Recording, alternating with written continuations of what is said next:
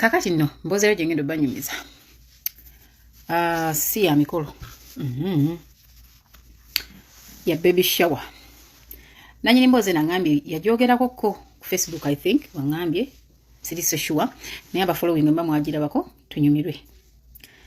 manyi ngenda nensoma mu message munsindikidde n'omuvubuka omulala yanyumiriza ekyomusajja oli twali twogerako tikyamutuukako n'agamba naye ye mukazi we teyafiiringako sorry ne family y'omukazi yeegatta ne bamussa waaja akati olwatuuka tumuyite mannya ki ngeri gyali temanya ki tumuyite Lucia nga Lucia asoma ne mukwano gwe nga babeera ba bestie nga bava mu bwa bestie nga bafuuka bu sisters kati munnange bwe bagenda abasoma emisomo gyabwe bagambe basoma nono omuwala kuva mu primary yaabwe era they are coming from the same village nga basoma angambe story no yaginyumyako ko n'omuntu omu banga bali ku Facebook aba yagiwandiika yagiwako omuntu n'agiwandiika naye teyagimuwa mu details kati amnyinyonnyodde njagala mbanyumize munayo Lukia nga afuna mukwano gwe tumuyite Magi Lukia ne Magi nga babeera ba mukwano basomera mu ssomero primary ne bayingira secondary ne bayingira university ne bagraduatinga Lukia yayita nnyo okusinga kwani ku Magi nere kitegeeza nti ne Magi yali musiru wabula ono grades ze zaalingako ko waggulu ku Magi n'agamba ntandika okulaba mukwano gwange ng'alinga akyuka nga tumaze okufuna results za university n'agamba yamugamba naye wane Katonda agaba ebintu ebitafaanana ndoza mu Luganda kyali wadde tebifaanana abifuna namugamba kikyotegeeza kunaga akati gwe omunaku onsinze onookuyita naneza graduation tulina zikusondera to take you back katono Lukia tebalina nnyo ewaabwe naye Magi balina nti nnyo naye nga bali okke beesobola nga munayo namugamba mama kyanaasala bwe bana betulemye okukola nze ngenda nakutwalira kunoonya mirimu tuligikola teyakitwala bubi that time amala gwa mu bizibu ne mukwano gwe n'alyoka akuba azza akatambye emabega ku bintu mukwano gwe byazzenga amukola n'amugamba nanga mumanyi omuntu ajja kukola ebintu but because wabeerawo olukwano lwe tuba tulina we tend to look away n'ogamba maybe it was an accident maybe asaaga era nze ngamba nnyo abantu pay attention to all the jokes your friends say pay attention to all the words bakwano be boogera nga befudde abatamidde pay attention nga bayogedde ebigambo byabwe nga bali mu busungu omukwano omutuufu awo keberera kati munange Lukia nga atandika kunoonya mulimu yangambye natandikirawo okunoonya mulimu but oli bali bagagga nga tata we ayina omuconnecting nga definitely nali sikyewuunya era nga sinza nagenda mu competition naye kati munnaye nga omukulu anoonya mulimu nga banoonya za graduation nga oli yakola graduation Magi tumwadde Magi mpozi nakola graduation ennungi yangaye fifi yali ya bbeeyi naye mukwano gamwe mulese ku dining naye mpulira omuntu mulukuuku ennungi era yamuyita n'ayambala gawuni ye kati ono bakola ka graduation nga eyo newedde angambye naffe twakola ka graduation naye akaffe nga katono but namuyita nga kyali wange era naye yayambala gawuni ye nange ninyambala gawuni yange bwe najambala ewaabwe nze kale kati munnaye ku graduation party navaayo okuwa speech ne mukwano gwe naawa n'amuwa ekirabo mu kumuwa ekirabo kati nze nyumya details z'emboozi ne kuba ngambye wali bwe baali banywa bayogerako party ya baby shower naye andaga olugendo gye lwava kati mbu bwe bamuwa ekirabo n'amugamba mukwano gwe nze make sure it's you who opens my gift manyi bye bawala bibekoza nze bikola ekirabo kyange ninyo namugamba I'm going to open yabi bikulonte namugamba nedda nze kyange solanga okibikudde nze tonteka mbakwano bo bali balala ngangenda kibikulanga omukolo gugwa ng'oli agende waabwe ng'onaasigale wa maama we nga omanye mukolo guwedde mutereezezaako awo mwere biki ono yagenda mu kisenge kyatuuladde ku birabo mukwano gwe nadamu namukubira essimu namugamba ekirabo kyange okibikudde oba nakuwadde kibi tewakisiimye kati munnange nga Lukia mugamba nina kuwulira ngenda kusumulula birabo nga Lukia atandika kusumulula birabo twamuwadde Lukia Lucia yabadde Lucia ne bannanga amanya nga gasse anyway nga munnange Lucia atandika kusulumula ku kigambo ekyo kimanyi okuntawanya naye ng'ate nkisobola ng'atandika ku openinga birabo bye bulungi nnyo olulimi luyitiramu olumu ng'atandika okusulumula okubikula ebirabo bye bulungi nnyo nga bikula ekyabazadde bangambe saasokera ku kirabo kye nga mbikola ekirabo kya maama ntaata kye baali bampadde nga mbikola ebirabo by'abaganda bange abato baali bampadde ne big brother wange eyali mu kibuga bambi ng'akola ekirabo kye nekibikula n'ekya mukyala we kati wangambe waliwo n'ekya musomesa w'ekitundu si ticha abaana basomesa abaffe mu ddiiri zaffe eno nakyo n'akibikula then n'agenda ku byabakwano be n'agenda ku kyoyo omuwala kati yali akibikula n'agamba kino ekirabo bakimpande nnyo kye mba nsembyayo n'abikula ebirabo ebirala byonna n'asembyayo ekirabo kyono nga Lusiya abikula kirabo kya munywanyi we nga lwaki Lusiya takoma kulaba ku kirabo kya munywanyi we Lusiya ng'afuna obulwadde bw'amaaso nemubuuza baakuwa kirabo ki Lusiya nangamba yamusibira ebintu bingi mwalimu olugoye mwalimu n'akabaluwa ke yasoma nga kalungi nnyo nnyini ddala mwalimu perfume kati n'akwata perfume n'agyefuuyirako nga omanyi ebyokubanga muli happy musanyuse nangamba accidentally yekyalowooza oba perfume yagenda mu maaso ye bwennyonnyola omusawo kati n'asoma akabaluwa nga Lusiya taata wa Magi yali asuubizza Lukiya omulimu nga mugake muguladiwetinze muno wagenda okukolera naye waliwo ekifo kyo ekirabika nga tekyasanyusa munywanyi we ne maama w'omuwala mpozi etandise okunyuma kati munnange Lusiya waffe embeera muddiira erimba nina wensimbye esimu naye wano mu kisenge asina wengisimba naye nja kuleeta kubanga olugembo olugenda lunyuma nga njala nkozesa emikono gyombi kasina wengikozesa kati munnange nga somamu ng'agenda ga maama we bannange maama nebalizaako maama wa Magi ne taata we bangambe naye ngenda funa omulimu oli mu ofisi zagenda okukoleramu mama ng'asanyuka busimu babukubye akubire mukwano gwe bannange neyanziza namugamba bisumuludde nti naye neyanziza ng'omukwano endulu nevuga saala nekwacca ng'abadda mu kyeggulo nga balya nga banyumyamu olugendo lw'okusoma nga beebaza Katonda ng'agamba baganda babatawasigadde bane mutegedde mulina okusoma namwe mulina okugradulatinga nti ye kati munnange nga mukwano gwe bali ava kusomya mugamba ngenda kukubira ekiro nkubuliddwe tugenda for interviews biki weetegeke nti ye kati munnange nga Lukiya amaliriza byakola agenda anaaba asanga misikolo za mukwano gwe nga amukubira nga takwata nga addamu amukubira ng'akwata mugamba neze nali nkuvuddeko namugamba tonvaako mbadde ndi mukunaaba mananga olugambo luno ndunyumya ogamba naliyo neetaaga diguli mu lugambo taagamu oba kirabo mungulireyo ekirabo kati munnange nga amugamba batugambye ku Mande tangambye Mande nti batugambye olunaku olwokuna tulina interview mzee ajja tutwalako mu motoka ye tukole interview nze naawe tugende tukole kyaba mugani munaye tuli bamukisa tusomedde wamu tutambulidde wamu tugradulatinze tugenda nakukolera wamu ko ye mukama munanga atubulesinze Lusiya ko Magi kansuubire tetufumbirwe wamu nga baseka nga abawala bali mugamba lwa mukaaga nakula graduation nga lwa mukaaga Sunday Monday Tuesday Wednesday Thursday they were like 5 days kati munnange nga mugamba kansubire tuli Fifi the Queen mukyala nsuuga wano temwogera nti trademark anje erabidde n'abaddiza olugambo lwange mmwe kati munnange nga mukwano gwasaga mugamba kansubire tulifumbirwa kumu oba wamu mbono kyava mugamba kyogamba ngera tufumbirwa Haji namugamba nebakiseka ne bakivaako kati nakuzalinga 5 4 olwokutano nga balina okugenda like the 5th day nga munnange yano yebaka enkeera yazukuka nga alina akasekerezi ku liiso angambye akasekerezi ne kanuma ndiso nentakula nitandika ozimba nerimyuka netugenda mu ddwaliro awo ne bampa akadagala nteekeko ng'eriiso teriwona ne banyongerayo mu ddwaliro nantwala ngambye oba Mengo namugamba oba amaaso geetaaga kulongosebwa genda Mengo balabe najja Mengo mu bamaaso ngamugamba kino tekitaaga kulongosebwa buno obuntu bulumanga abantu kira kwagwe wakasunye nnyo ngagamba bannange sinnakasunanga akantu kazimba eriiso lizimba limyuka nga bamuwa eddagala bamusa ku treatment literally ngaddaka ne treatment ye ng'amira eddagala nga ngambe akantu ne kamala ne kakka n'eriiso ne livaako ready angambe naye mba mmalawo eddoozi yange gye bampa nembeera nga sikyalaba bulungi neŋŋamba abeeka bannaye amaaso nga tegalaba nfunye ekifu ku maaso ne bagafuwamu awo buli omu n'aleetayo ku ddagala egganda tonyezaamu omusulo kolayo kino kolayo kiri naga brother wange yalaba kipasistinze nagamba tuddeyo wa tuddeyo Mengo ne tuddayo Mengo I think that is Mengo eddwaliro eriri awo waggulu ne baddayo bwe baddayo omusawo amukebera agamba kaawonye nti ate kati site gye siraba nina ekifu ku maaso omusawo n'amukebera ne bamuwa akadagala era ak'okutonyezaako no bangambe no bukerenda nadeka namugamba bwali malawo adde nga omanyidde amalwaliro bakugamba malawo okomewo nagenda era we yamalawo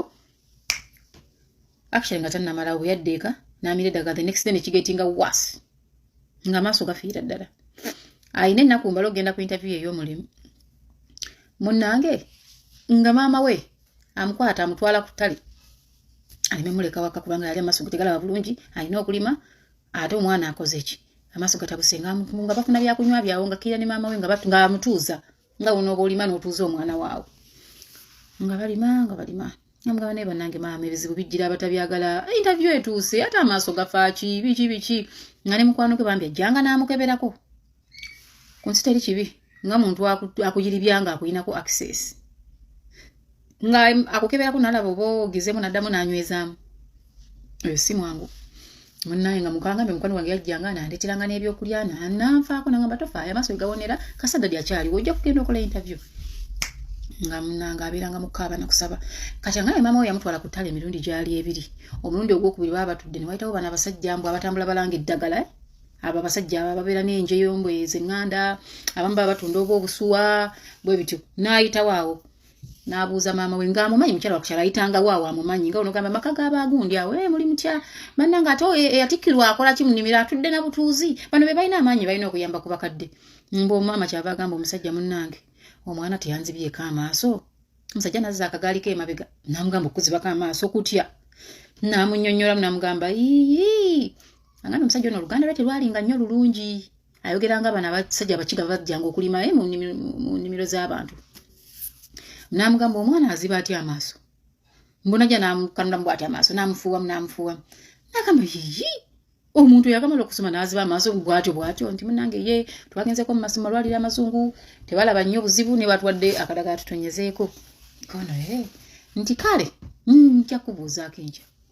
naye katuwasabire mubeere bulungi maama kyava mugambira awo boyinayo ku ddagala eggandaganda kuba byonna tubikozesezza simanyanga emisulo simanya amajaani amaaso gongera kola ki kufa omusajja mugamba nja kufunirayo ku ddagala nze nange ninayinayo ku ddagala eryo maaso biki nga maama agamba kale nga omuwala yeeyanza omusajja amugamba weeyanza nakyo tannalaba leka naawe mwana tu nga omusajja yeegendera nga bano bamaliriza okulima maama akwata muzibeewe fureshi nga bambuka nemubuuza nga tulabira muda nangamba nga ndaba alabamu naye nga kitono ng'ekifo kigenda buli lunaku kyeyongera kirya sikulisa eyo ng'esigadde ennaku nga 2 bagende ku interview nga mukwano gwamukubira esimu nga mugamba bannange muzibe mbunga yamukazi akolya muzibe out of jokes and buze waliise jokes mbunga namugana ganaza okumpita muzibe nze ngenda kuwona nga baseka nga bakivaako namugamba nange mbadde keberako tulabeeyo inamu akalabalaba muno sogenda mu interview bikinga mugamba omusawo yangamye nsooke mpumule ate n'omutwe gunnumirako engeri oba gyemba ndowooza ennyo gye neeraliikirira kaninde tulaganda bemmanda oba naaba nteredde nti ye kati omusajja oli omukadde alabika the next day mbunga gyagamba maama ne muwala we bane njagala mbatwaleko ewaka wange nzijanjabe ku muwalawo naye nga mujjanjabidde wali ewange then mudde mbunga maama agamba tewali buzibu nga ye muzadde kyayinza okugamba nti waliwo obuzibu ku kikwatagana okuwonya omwana we nga balinnya kagaali swi brother wono eyavuga ono omusawo n'avuga maama ne bagenda watuuka wa musajja nga omusajja amugamba omuntu nnono si mulwadde w'amaaso nga muwe mukirowooza nti bino byonna ddogo obuzibu yabujja ku birabo mu birabo mu bye baamuwa mulimu ekirabo ekyajjirako eddagala maama agamba bannange tetuyinza kumanya ani yaleeta naye tukoze tutya omwana okuwonya maama bambi nga tayagala nnyo byakunaayiza nga mugamba alina ne interview ku Monday like on the next day ya mulimu munnange nga bwomanyi tukoze tutya omusajja amugamba munnange ate omuntu akibakola mwana mbwe omutima mbwe ebintu byange bindaga nga wakuluse benju nnyo omusajja teyagenda mu details kubagamba who is doing what namugamba naye wegendereze nnyo abantu tutandika okubaako ebintu byewesigaliza like omiremireko don't over open up to people because tomanyi ani akukola kino omuwala agakaaba nga maama agakaaba bakola batya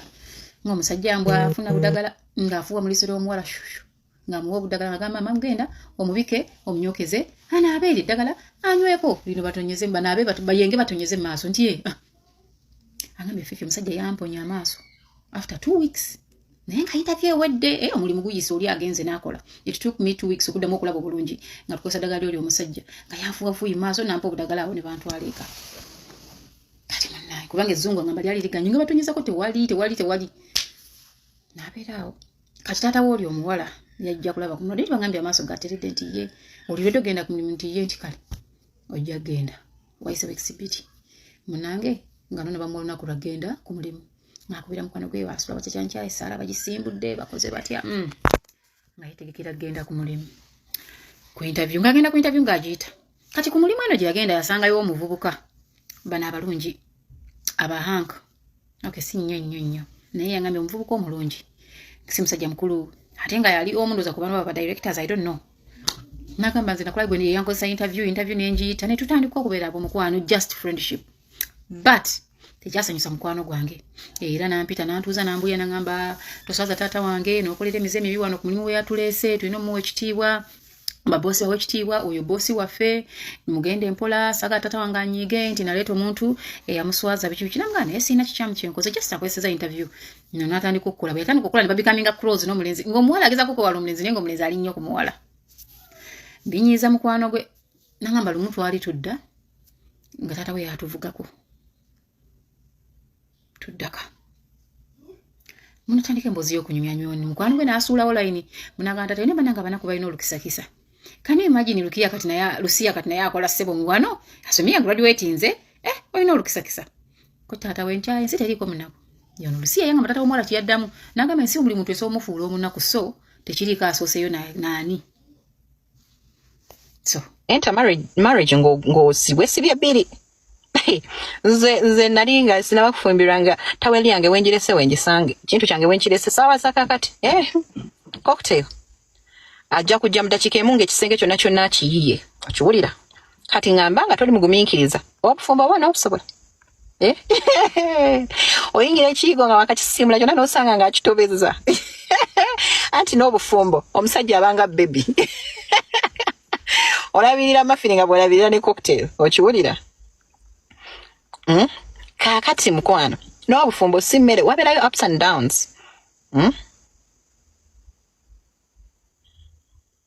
kakati wamma okyogedde you with your anger issues you can't ekituufu kiri nti so at the point pips you advising but from 17 me sibitegedeko byogedde wamma okyogedde bulungi waba toli ready mu kumanyirwa obufumbo buleke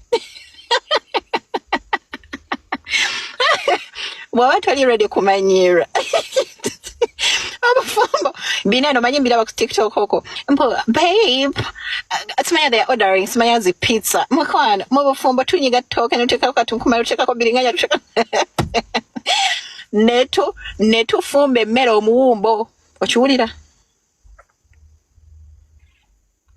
woba okuba mangu kirungi thank you woba mulenzi ng'okuba mangu obufumbo buleke kati nze mbeera ku TikTok nga buli omu agamba I tap in your blessings anti bali babeera batumya simanya nga leero yayozza kulyawa ne bamuleetera simanya munange siwa ebityo ebyo bya TikTok ebyaddala ku ground biralamu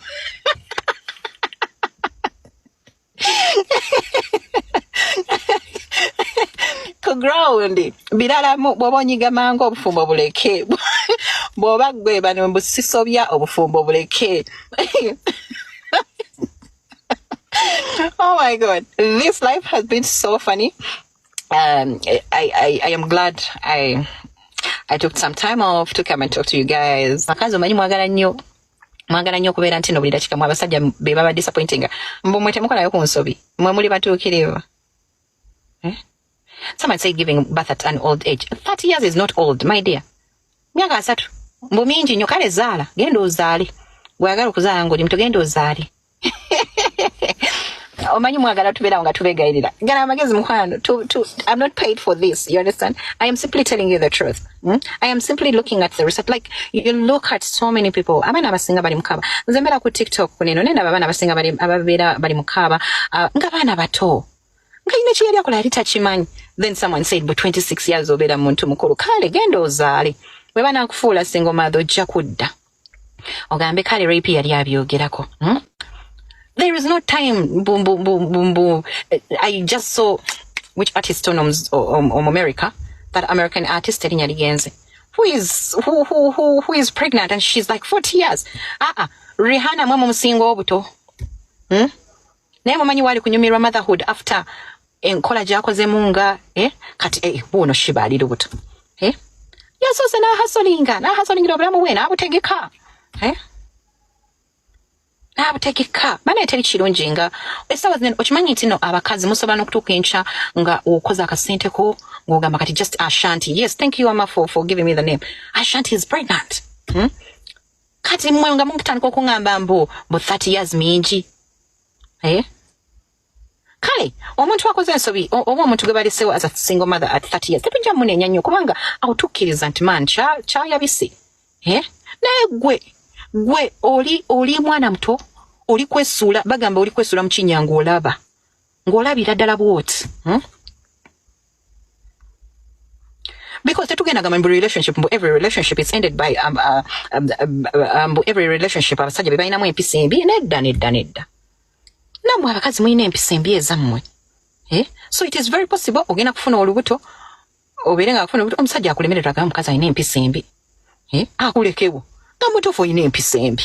then we bakufuula single mother then ojogambe ekisajja kyanfuula single mother lwaki yakufuula single mother Can I able for this? The problem was you. Women don't talk about their faults. They always talk about the men's fault. You as ladies, mwete mwina so izamwe muli batukirivu. Muli batukirivu. Bana ye mugende mukole.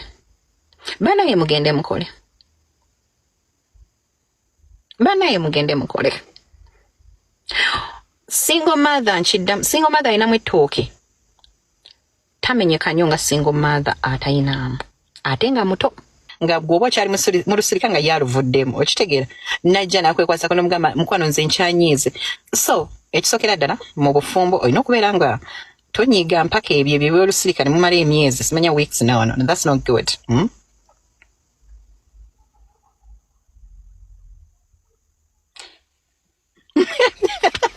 mbuwa wabuuza omusajja gyali obufumbo buleke naye nga all in all n'obufumbo si bwangu kiwulira I'm being honest ku ground biba biralamuko mu bifaananyi bye mulaba so you need to be ready you need to be ready for marriage you need to be in position to tolerate you need to be very tolerant bw'oba onyigamanga ebintu bino bireke kakati all in all okuzaala obufumbo Chetago be life, like enjoy life, you guys. Enjoy life. Ogendo yingira obufumbo. Nga tolina nnyo kiki oyagala wabweru eyo. If you have to go out to party, go out with your friends, do whatever you want, do all the mess. Do it. Mweje emyaka. Byonna mubikole mweje emyaka. Tomudda mu bya kuzaala na kufumbirwa saawa zino ng'oli between 18 to 30 years. Go do all the mess. Go enjoy life because wonoofumbirwa ng'oli mwana muwala bagenda kubuuza gy'ova. Olina okusaba olukusa. Nze omwami wange namutegeeza ku hakiika. Era yampise yagiŋŋamba nga bukyali nange ne mugamba nti cocktail kuzaala ninayo hakiika. Okiwulira? Banange tusaba. Tozuka ku machambo I want to go to Jinja nze bilaba alina okustatus z'abaana dakiika 2 yabadde kapala dakiika 2 ali Jinja nogamba mama naye nga gwe ebyo tosobola bikola you just wake up in the morning and then you drive your car to wherever you want nedda we bagamba togenda ng'okireka kati imagine nga ndi 26 years nga someone is telling me not to go where I want nyinza n'okukuma omuliro ku nnyumba that age nali nsobola okukuma omuliro ku nnyumba ng'oŋŋaana otyo ogenda gye njagala naye kati ebisinga nabikola nze nsaana okwambala olugoye omwami wange wangamba nti no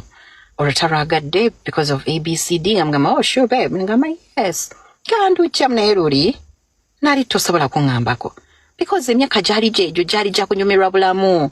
between 18 to 30 years guys enjoy life